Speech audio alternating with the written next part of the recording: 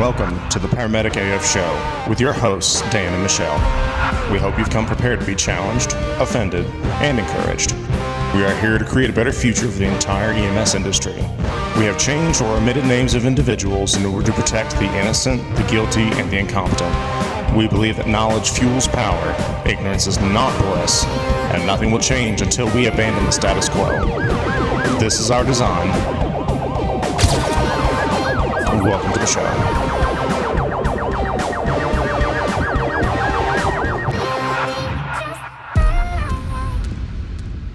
And welcome to the Paramedic AF Show. I'm Daniel. And I'm Michelle. And we are back with you wonderful human beings for another episode. So today we're going to kind of talk about some toxic traits that we see in the field. But right here at the beginning, we would like to talk about people getting offended. It's going to be such a wonderful topic because something that we have seen and some other, instructors and field personnel have kind of spoken about that listen to the podcast and that we know, there seems to be a huge uptake in people getting offended over literally everything. Like, you can tell a student that they're doing something wrong, just very straightforward, and they get offended. So we're going to kind of talk about all that today. Well, and something that we're kind of wanting to do with the format in general for our episodes is, you've seen us posting about, having a book of the month, and what we're going to start doing is we will open the each episode with a quote, an extended quote from that book of the month. And, have some time to talk about it, how we think it's applicable to the field, so on and so forth. So we're going to start with the book of the month for next month. But I wanted to read a quote. We've talked about the book 48 Laws of Power by Robert Greene, and I wanted to read a quote from that. But before I get to that, I kind of want to lay out some definitions or some clarification. And when we talk about something or someone being offensive. Because on the one hand, you hear us talking about, hey, if you're offended, good, you should be. Getting offended is a good way to challenge your beliefs and grow and progress. But really, there's kind of two types of being offended.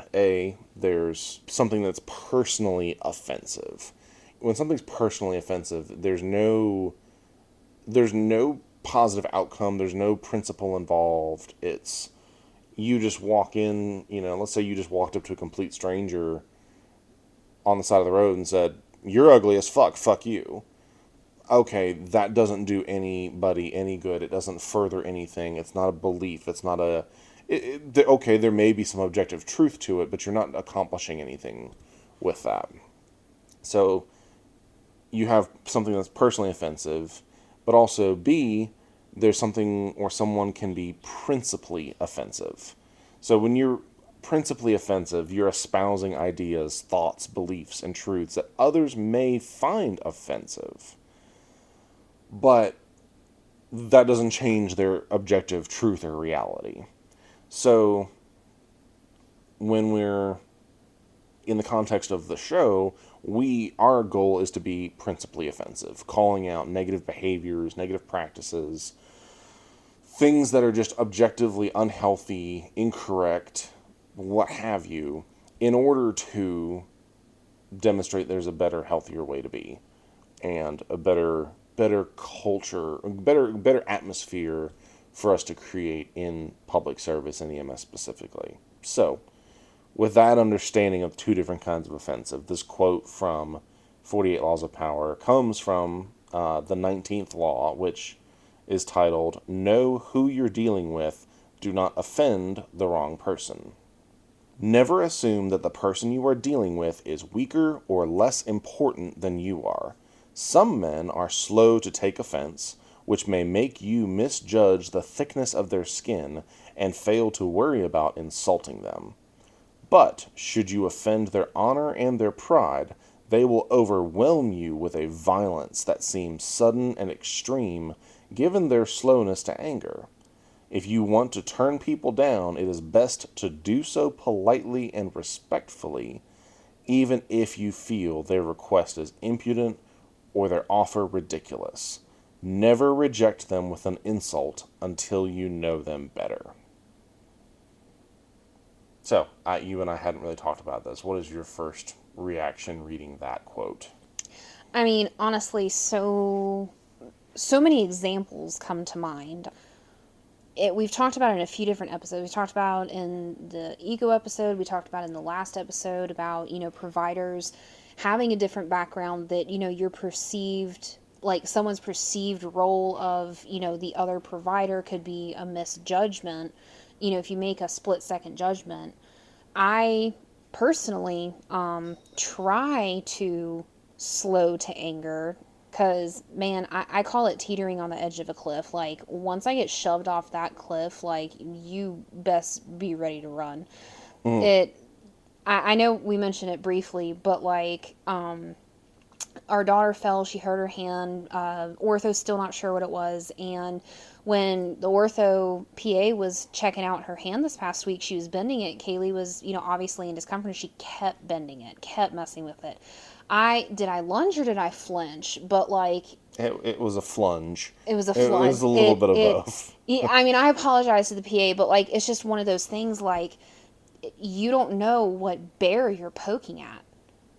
Like, Well, does that make sense? well, I mean, in her case, she was, she was trying to do her job and No, no, assess no. I properly. understand that, and I'm not talking about on the offense side. I just mean, like, you could have somebody that is calm Hmm. until they're pushed over the edge, or Right. I was calm until my daughter was I swear it wasn't even like a thought. It was just like a natural instinct. But that's just like the first few examples that come up that you don't know the person that you're poking. Kind of like we talked about with comparing trauma. Hmm. You know, I'm fine, I'm fine, I'm fine. I will listen to other people complain about, whatever, whether it's their day, their trauma comparing, whatever. But there comes a certain point where I've had enough, Yeah. and you're pushing me to the point of trauma comparing, which I don't like to do. But it's like, you're not going to say that your world is ending because of this one thing when I have made my world continue. Like, does that make sense? And I don't want to be that Hmm. person. I mean, what do you No, think? I think this is one of those things that applies. It cuts both ways Mm-hmm. when both between say I don't like using superiors and inferiors, but like your leadership, people in positions of leadership, and your team members. Mm-hmm. This cuts both ways because on the one hand, yes, there are plenty of supervisors and whoever who may be very meek Mm-hmm. in their personality, maybe a little more soft spoken, they may be a little more gentle. Mm-hmm. But if you fuck with them, then that switch flips and they're on you. Mm-hmm. But I think that can also cut the other way in that even if you're in a position of leadership, you need to realize that there's a lot that you don't know about some of the people that are beneath you. Whether Mm-hmm. it's, I say beneath you, that are on your team. It's the leader ladder. Right. Whether you are whether it's things you don't know about their professional experience or their personal experience. Mm-hmm. There's a certain level, and this goes back to what we talked about in the last episode, of professionalism Mm-hmm. and saying, hey, I don't know. Acknowledge what you don't know about somebody and also realize that you don't understand what their priorities are. And you may cross a line in something that is a priority with them, and they will come out swinging, Mm-hmm. and you had no idea. And so I think that's just I think it's a general caution to everyone of know who you're talking to. Mm-hmm. You should always, always, always, always draw your principled lines in life. But when it comes to what you do that is personally offensive, that is something you're responsible for, and you're responsible for knowing who you can say things around and who you can't. So, this is not a relationship podcast. I highly doubt we'll ever be a relationship podcast. But like that second to last line, well, even the last line, if you want to turn down people, it is best to do so politely and respectfully, even if you feel their request is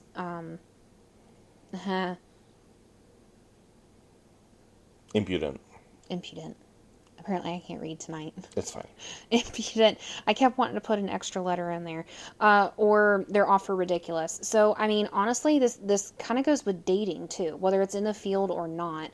It and it goes for men and women, regardless of who's asking or being asked. I mean, you don't know who the person is, so like, if someone's coming on to you and you're just like, ick, no, or whatever, be nice because you don't know if that person's a serial killer.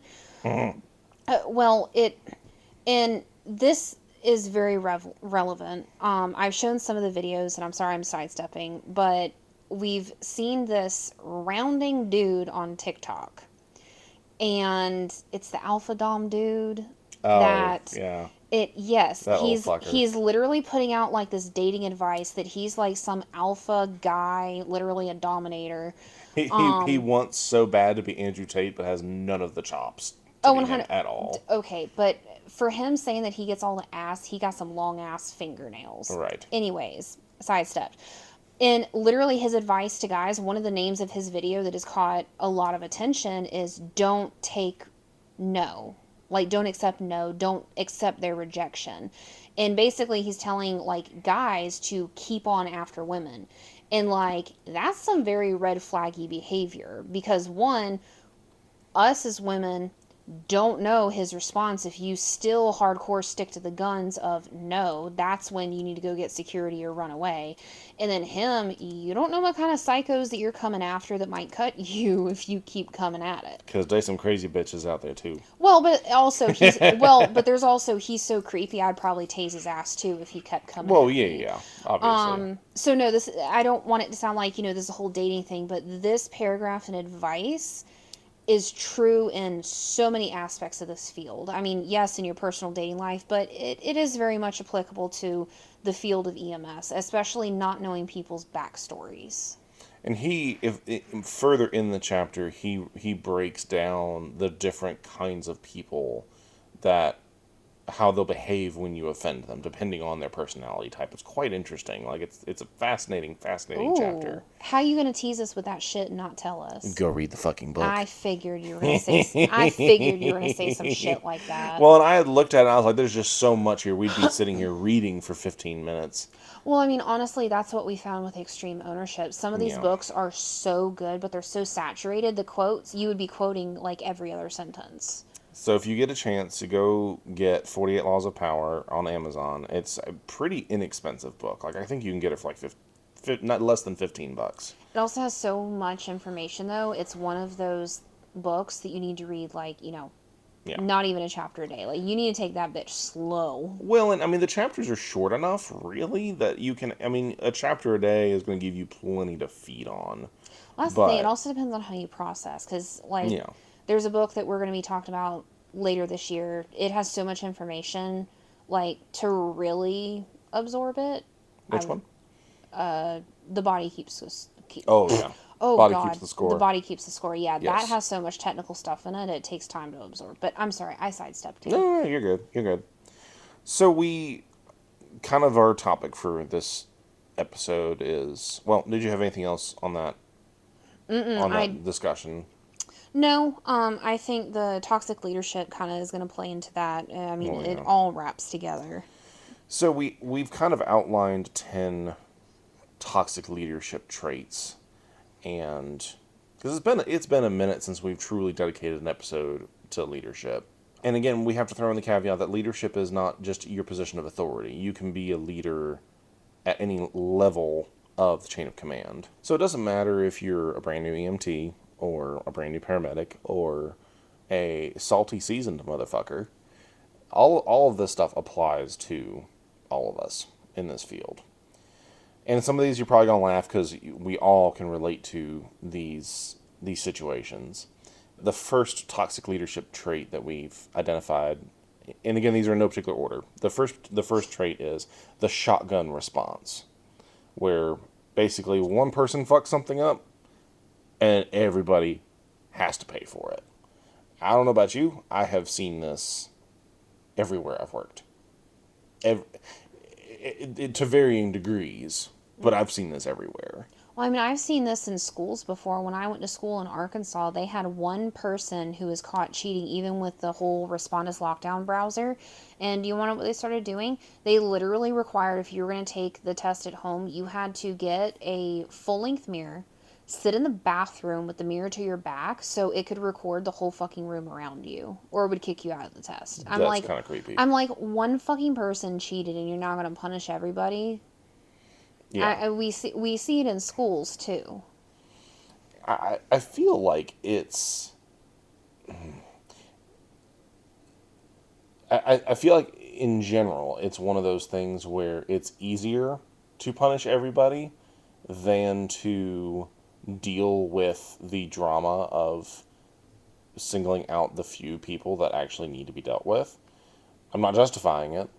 I think that's why it happens. I think it's I wouldn't even say it's so much cowardly. I think it is sometimes. Like, hey, you need to just grow a set and have the tough conversations and be willing to fire people if you need to.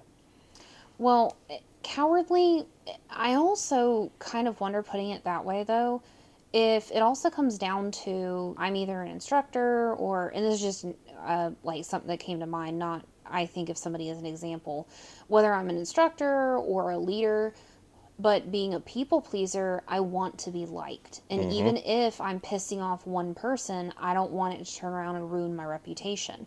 Whereas if you are consistent and have a good reputation and this person is consistent with being, a shithead and all the rest of it, you should be a leader, take responsibility, and actually discipline the one or few people instead of people pleasing and wanting to be liked. I feel like it's cowardly, but I can totally see it being a I want to be liked. Well, I think too, if you make the analogy to parenting, and yes, I get that there is a certain level of standardized fairness that needs to be applicable to all children. However, when you have a kid who's consistently fucking something up, you need to deal with that kid. Mm-hmm. And whatever techniques you have in your household for dealing with your kids, more power to you. The point is, you do have to actually single someone out, not because you don't like them, it's not a personal thing, but their behavior is negatively impacting themselves and the team. Therefore, it needs to be dealt with. Mm-hmm. And I think we respond to clinical errors this way too.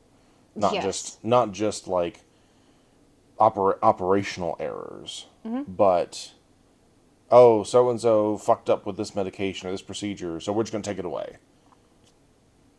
All that not only punishes your people, that punishes your patients. Well, so I recently was told by, I can't remember who I was talking to. There's a service in our area that does not currently carry antibiotics. They had thought about it, and one of the providers had asked the med control doctor, who I have talked to previously about evidence based medicine. And I was told years ago that he would not be implementing anything into the service until it's been out in the field for 10 to 15 years, that he's not going to pilot new medicine. He wants proven medicine. So with antibiotics, what was said to this provider that I was speaking to is they were told that it takes too much effort and training for like consistency to keep your sterile cultures. And there's not enough evidence-based medicine that EMS giving antibiotics is beneficial to the patient long term. Bullshit. Oh yeah, there's a lot of evidence-based medicine out there. But also something new that's coming to the field, evidence based medicine. Well, so that's a shotgun response, or Mm-hmm. not really a shotgun response, but I mean admitting that there's Mm-hmm. no consistency and they're gonna, ignore evidence based medicine literally. So I feel really bad for that county because they ain't Mm-hmm. gonna be getting evidence based medicine. But something else that I've been seeing that's come to the field is more and more services are starting to do the dual sequential shocks in cardiac arrest for cardiac arrest for refractory VFib. And there's about half the studies that say that it's beneficial and also changing your vector and your pad placement and all that. And there's about half of them that say it doesn't. So, there have been times where, a service is trying to pilot something, and if one person fucks it up, they're like, oh no, we can't do that. Yeah, and which cycles back to, I think they're afraid of firing people Well, yeah, because because everyone's so short staffed. But guess what? Keeping those shitheads, I reported somebody that really needed to be fired once in my entire career, not getting fired. It's adding to the pool of this sucks. That person was a shitty provider, a shitty partner. It adds to everything. And when it comes down to that, I think that was a whole we're best friends with upper management, like in an unhealthy way that you couldn't separate personal and professional, but also the people pleasing. yeah, and we're sacrificing long-term retention for short-term retention. Sure, if you don't fire somebody for being stupid, and I'm not saying you need to fire somebody over every single mistake, but if you have somebody who is consistently underperforming, they're Mm-hmm. consistently not meeting basic expectations, and they have not responded to specific, personal, intentional mediation, okay, your choice is going to be either firing them or continuing to push them through remediation until you piss them off enough that they leave. Or that doesn't happen and you piss off all the other partners.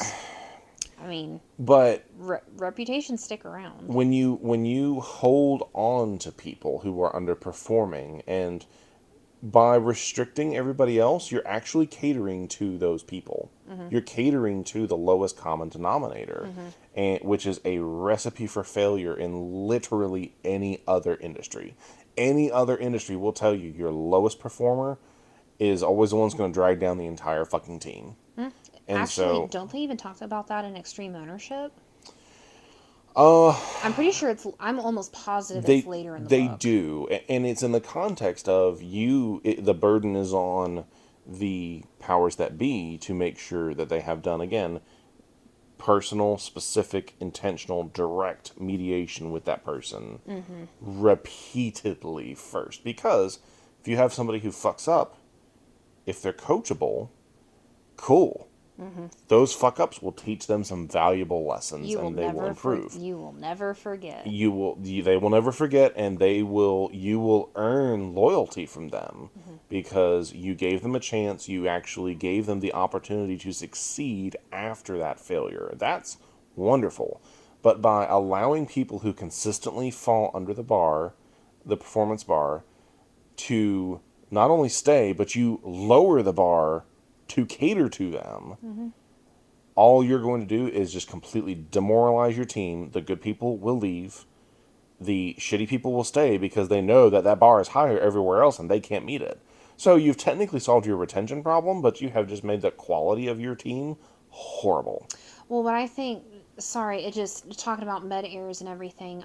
This is something I've been hearing consistently. So, one service used to carry Finagrin, also called promethazine, but I've also seen this in the ERs that because of inappropriate med admin from maybe a few people, they're now so in the ER. You almost, at least with this certain hospital system, you will never see a patient get Finagrin. Mm-hmm. Finagrin IM with the service, it was the same thing. Your dose range is 12.5 to 25. You're supposed to start on the lower end because it can cause respiratory depression. Well, the service, one crew gave a freaking stroke patient 25 milligrams and then didn't control the airway. So they snowed the patient. Literally within like 2 weeks, they had pulled the drug off the truck. Well, in the ER, because I was talking to some nurses about this, they used to be able to give it, but because Finagrin is so it necroses just like D50 does, you have to know that that is a secured, like, perfect line in the vein. And like, with the elderly population that have sensitive weak veins, it was necrosing a lot of patients and causing a lot of problems. So instead of like, having age restrictions, or, the vein or the IV Mm-hmm. has to be in the AC or some shit like that, it's just, oh, you can't have it. Yeah, So I mean, we're seeing that everywhere, yeah, at least in healthcare. and I understand too that there's certain agencies that they're being constrained by higher powers on some of those things. Some things it goes above what the training department or what the admin, the actual department admin are able to control. So I do understand that, and I think it's important to acknowledge that. However, this is a conversation that needs to be had with the people above those people too. That's why I'm saying you really don't have an excuse, even if the decisions are being made above your head. You still have the responsibility to communicate this stuff up the chain. Not just up the chain, but also down to field staff. Well, yes, absolutely. Which, if you're okay with it, I feel Mm-hmm. like leads us into the second Mm-hmm. toxic leadership of inconsistency. These people just, they don't follow through with promises, which honestly I feel like can kind of go with people pleasing as well. They're either going to be lazy, they say they're going to do something and, quote unquote, oh, I forgot. These people maybe are on, QRV or whatever Mm-hmm. they're called in your area and are known for not running calls. They're inconsistent with backing you up or having your back, honestly, is a huge one. Like, you know, if you have an issue, something that's truly detrimental or a liability to patient care, and they say they're going to handle it, and then it turns into people pleasing, and yeah, they may have a conversation or try to address something, but if it turns into, oh, you should be fired over this, but we're just going to talk about it. Like, well, Mm-hmm. you see how that can be applied, like, in many different ways, the inconsistency. Well, I think the biggest the way that I've seen it is um I had an example of this, and I'm completely having a brain fart now as I'm watching the spider that has just been doing laps coming up and down off of our the ceiling fan that's not turned on right now. You better squish that bitch. Yeah, well, this is like his fifth lap coming down. Stop. Yeah, Okay, yeah. while you think, I thought of just one other Yes, go for example. it. So, when you have, I think we've mentioned before, but like being run by your emotions.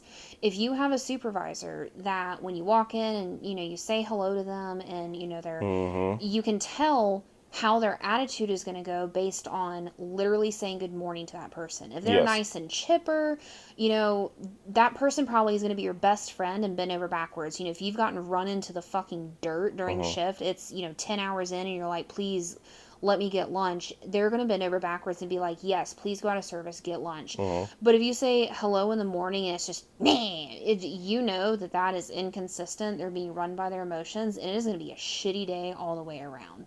It's whether you have a heavy hand. I, sh- I have my light bulb moment that just returned. Okay? So one, and I haven't experienced this directly a lot, and I can honestly say, thankfully, in more recent services in my career, I've actually seen the positive opposite of this behavior. But when a common example I've seen is when someone is trying to get time off, Mm-hmm. and they go to a supervisor and say, "Hey, this is what I need. This is the situation. This is what I got going on. Here's what I've already done. Like, what can I do to make sure I get this time off?" And the supervisor can say, "Yeah, sure, go ahead and put it in. I'll approve it. Whatever." Well, and then the day before or a week before or whatever, they're like, "Oh, just kidding. We actually have had more people call out. We're going to need you to come into work." That right there is breaking your promise to that person. I Mm-hmm. don't give a shit. Completely, just to be completely honest, and it just as a man, like you give your word to somebody that you're going to do something like that, and you don't follow through with that, you are a weak ass man. Period. You are. I don't give a shit. Like, you're a weak ass man if that's what you do to your people. Because if you give your word that you're going to follow through with them for whatever the reason is, whether it's, they've got an anniversary and they need the time off, or their kid's got fucking surgery or something. Like, I've seen it so many times where people get that yanked out from underneath them and it breaks their fucking spirit. And guess what? You're teaching your people to make up shit, to call out and have fictitious reasons to act like they're sick when they're really not, because they know that you're going to double cross them. Mm-hmm. That kind of inconsistency is fucking toxic. Well, and you're going to lose the trust and, Oh yeah. professionalism and respect of your people. I Yeah. mean, that literally ties back into, listen, we're doing an exchange. I'm working for you for Uh-huh. money and time off. You want to fuck with my family and my time off? I'll play. Listen, I'm a truthful person, but I will play dirty to get to see my family. Well, Like, if it's plain ahead. you need to be in touch with your people's priorities too, and realize that if the tables were turned, you would want someone taking care of you. Like, if I need time off for something kid related, period, that's a fucking priority to me. Like, I will show up to work, period. But if I got something that like my family needs me to be there to take care of or whatever, that's a priority to me. So I agree. And that reminds me of an instance that happened recently. One of our friends got hired out of service, and the training officer was doing their orientation. And to be completely honest, I don't know if this person has children or not. The training officer has children or not. But this one of our friends was literally told, I can't remember how it came up, but they were basically told, oh, I answer my phone at all hours and I'm here, every day, and emails and this and that, and by you working here, you're expected to be here for the company whatever we need. It's like, I'm sorry, no the fuck I'm not. Yeah. Like, if I have the availability, I'll work overtime, or if somebody needs to call out or swap or this and that, like, I'll consider it, but you're not going to tell me that I'm answering my phone on my time off. That is not. I'll do it to be nice, but that's not a requirement. You are not going to tell me that's a condition of my employment. So that kind of rolls into the third toxic trait we have. Oh, Unless you had there. more No, on that. no. Okay, this is a personal favorite of mine. It's the rules for ye, not for me. And in you playing off of that example, people that will tell you that, like, oh, well, you're expected to answer when I call. And if I'm on shift, absolutely. Yeah, If I'm on I mean, shift, that's fair. I'm paid to be there. I am paid to answer my radio. I'm paid to answer the phone. Awesome. But if you're going to expect me to answer my phone at your beck and call, your ass better to answer the phone when I fucking call. And listen, You had better text me back. Again, if that's going to be your mentality. no, I agree. Excuse me. This person said that to one of our friends. Yet, anytime I in the past, not currently, but in the past, have needed to call said person, I literally would be willing to say, I would bet my entire fucking paycheck that maybe 1% of the time does this person answer, or answer the phone, emails, or text messages the first time. And this should apply to everything. Like, now, and I understand that with certain positions, there do come certain privileges that should be spelled out specifically. But that, if you're at a large system and you are an actual executive in that system, okay, maybe there's going to be certain different places you get to park. You'll have a different kind of office. You'll have different things, different scheduling requirements, different expectations throughout the day. I get that. Cool. Nobody's arguing that.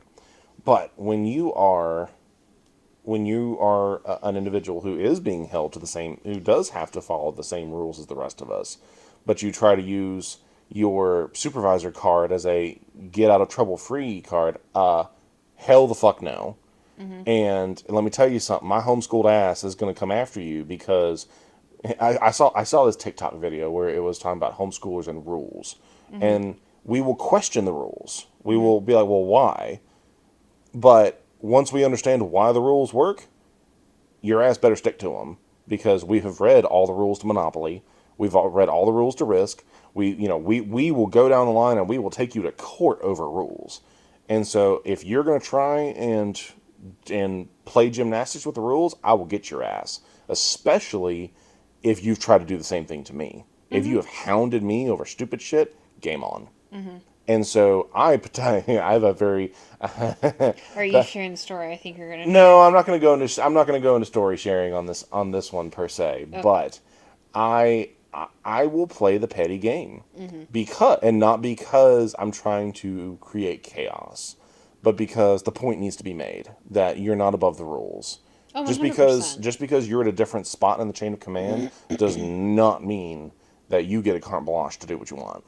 Like, abso-fucking-lutely not. And if you and listen, if you're someone who really, like, is consistent and fair and even keeled and is truly an effective leader, cool. I'm fine letting a lot of stuff slide.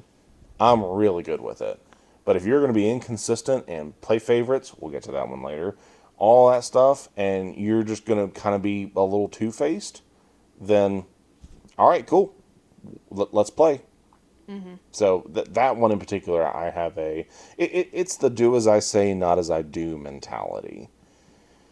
And I know sometimes that, I mean, I remember hearing my dad say that sometimes as a joke, Mm-hmm. because, okay, I'm a 6 year old kid. There's some things I'm not allowed to do. Cool. And if my dad tells me, hey, don't do X, obviously I'm not old enough to do that. Mm-hmm. So that's fine. But when it comes to actual principled things, When we're all adults working in the same field. we should be acting like adults and treating other people like adults. I can't tell you how many times, and I know we say it in jest, but I feel like there's some people where they're not joking, where they're like, oh, I feel like I run an adult daycare, or I'm just a babysitter here.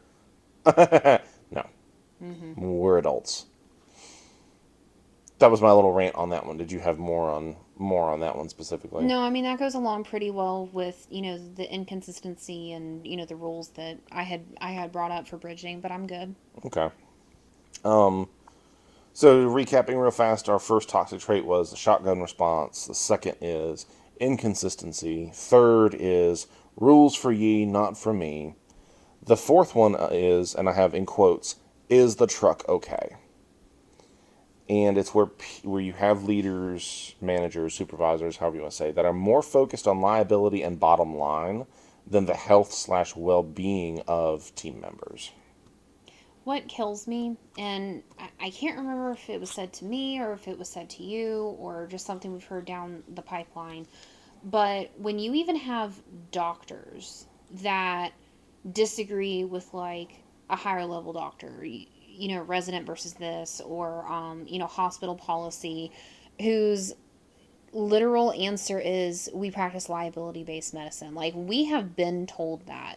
I can't remember what combination it was, but at one of the main hospitals, if they go based on liability based medicine, like, oh, we're just going to do this to CYA, that doesn't necessarily mean it's in the best interest of the patient or even the crews.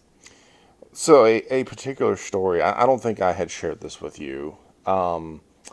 I was talking with a buddy of mine. He's not a direct coworker, but somebody have worked alongside.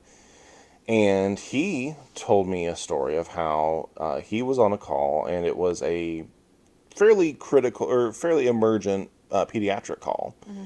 And they were in a trailer, and the porch was shockingly not super steady.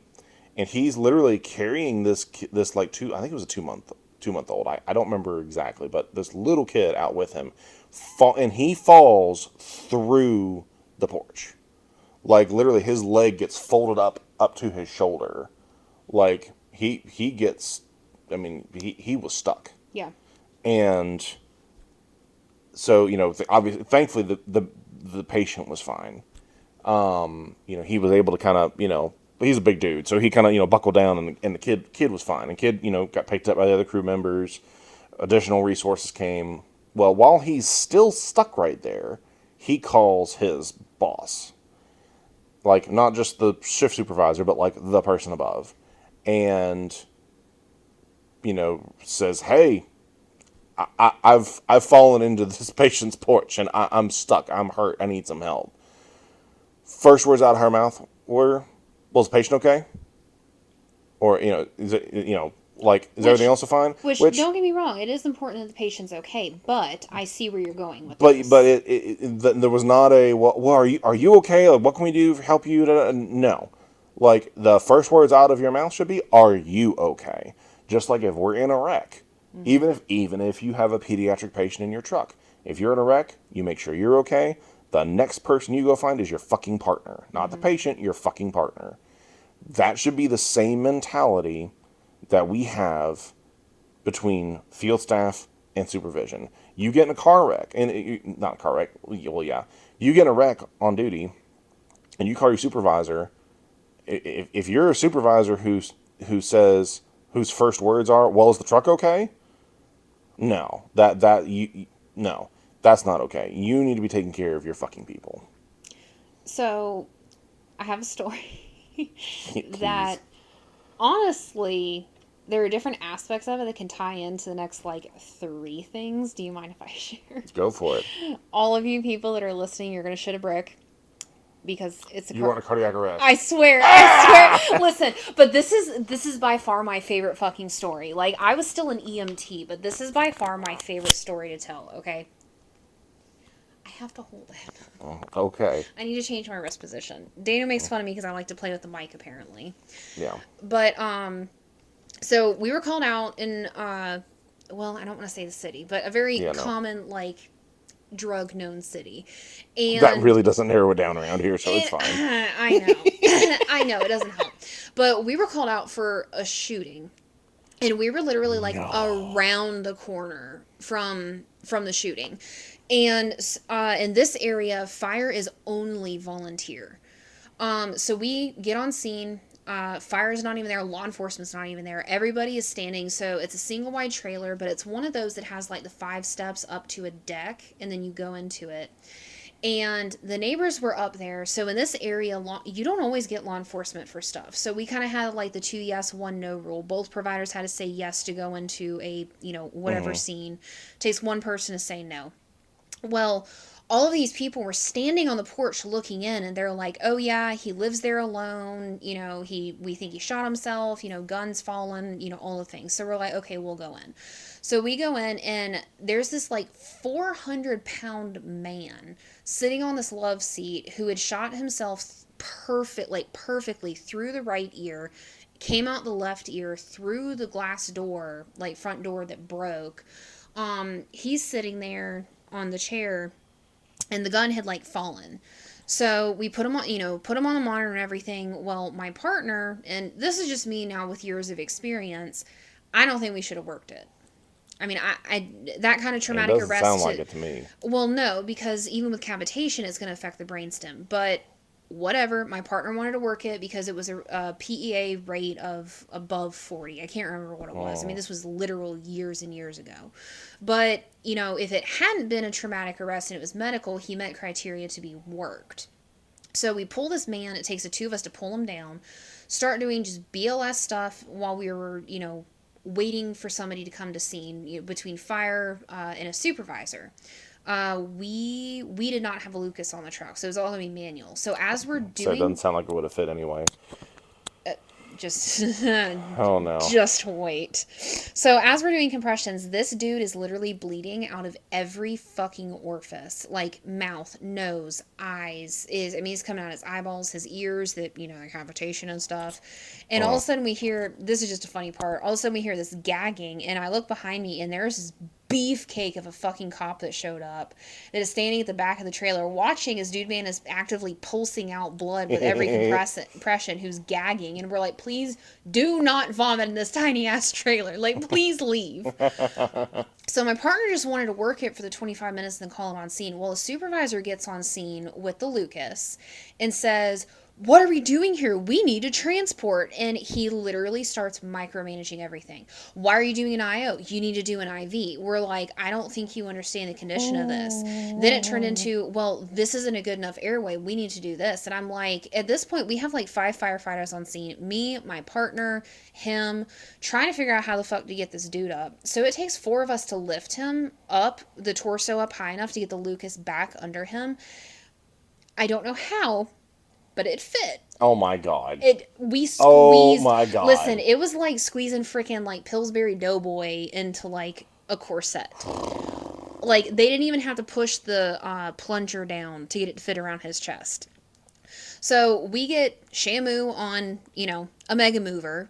And at this point, I literally am covered in blood from fingertips to elbows, from like mid thighs to toes. Because he's just puddling blood. So you got 2 people at the head of the mega mover, me and another firefighter at the shoulder, 2 guys at the waist, and then 2 at the feet with the Lucas and life pack on this dude.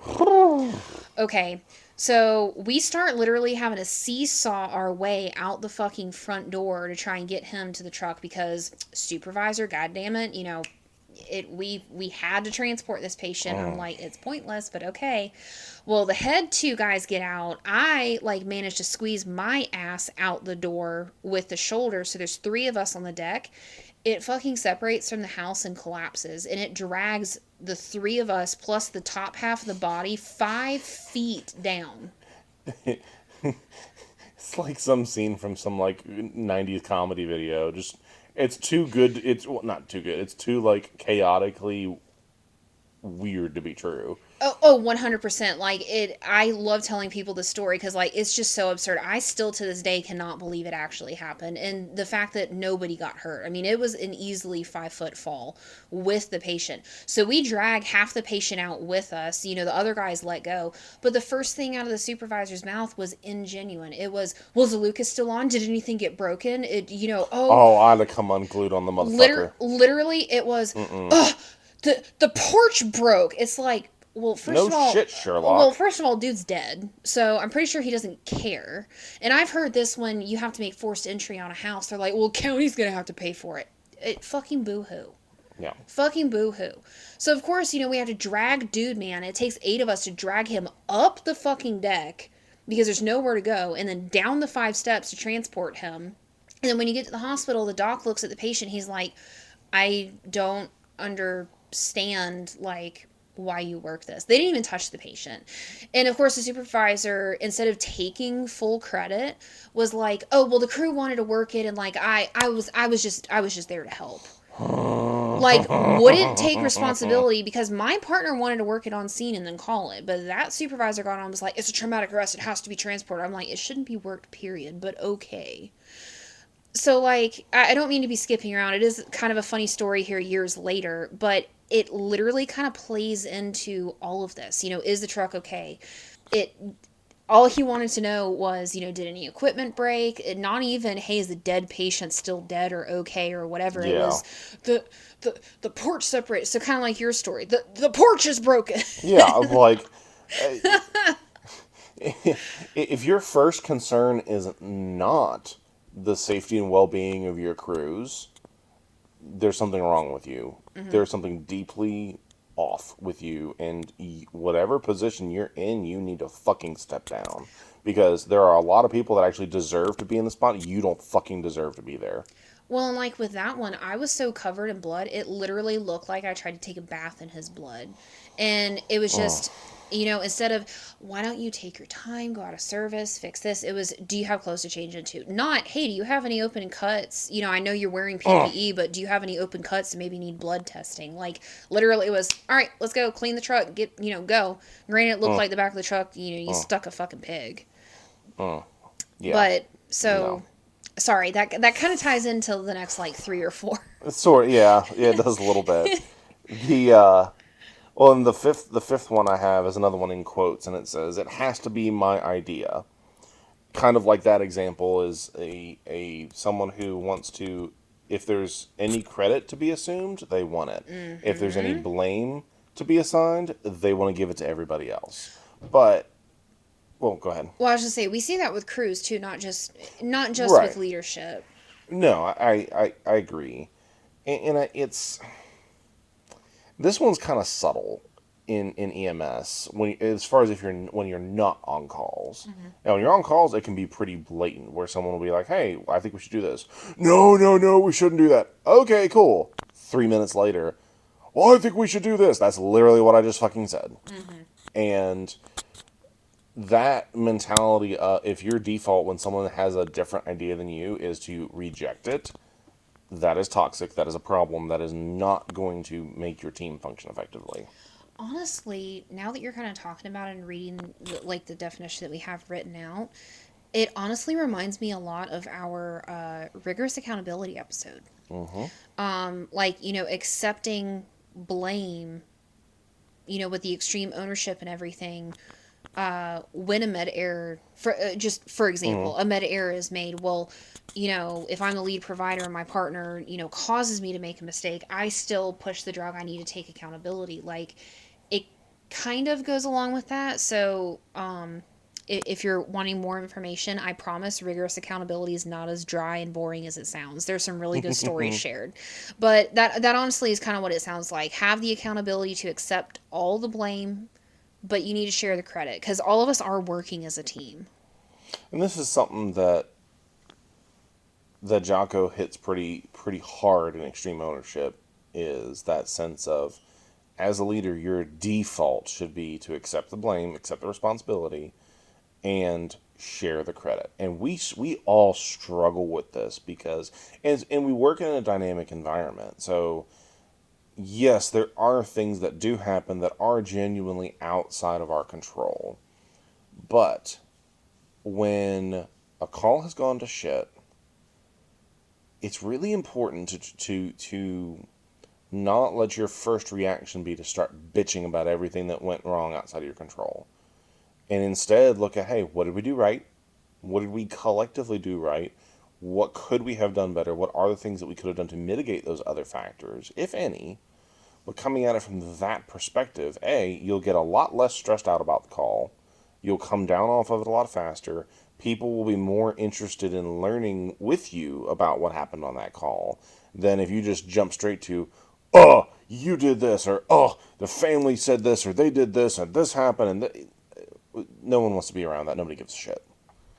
Well, I honestly, you remind me of another call. I won't share the call, but going along those lines, I feel like some people will even go the route of CYA and maybe even fudging the truth or fudging documentation to cover their ass. With this, not accepting the blame is almost like our first. And don't get me wrong, I've struggled with this too.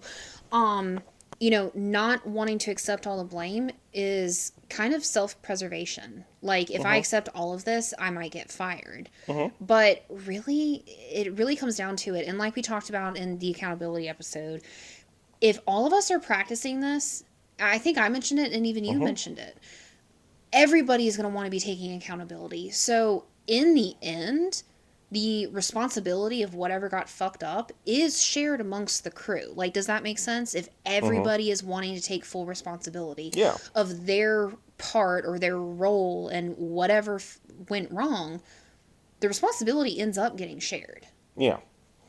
Well, and you see this too in a broader, more operational sense in a department where, and I can only think of one place that actually does legit like open forum stuff, where leadership actually listens and actually does try to engage with what people say, what they request, what they actually want. But when agencies will pretend to care about your suggestions for things and recommendations for how to fix certain processes or, correct chronic problems or whatever, the default attitude is pretty much, okay, well, that's nice, thank you.